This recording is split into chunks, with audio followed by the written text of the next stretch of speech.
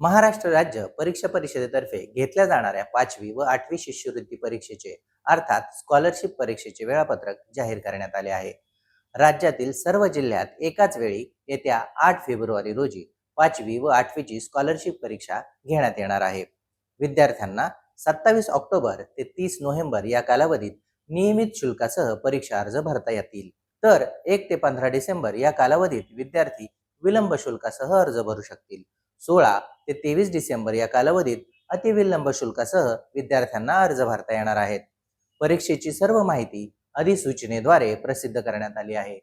विद्यार्थी अधिक माहितीसाठी परीक्षा परिषदेच्या संकेतस्थळाला भेट देऊ शकतात.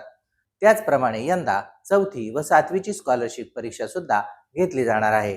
मात्र इयत्ता 4थी व 7वीच्या विद्यार्थ्यांच्या परीक्षेसंदर्भातील अभ्यासक्रम, अधिकृत सूचना व इतर अनुषंगिक माहिती यथावकाश परीक्षा परिषदेच्या संकेतस्थळावर प्रसिद्ध केली जाणार असल्याचे परीक्षा परिषदेतर्फे स्पष्ट करण्यात आले आहे.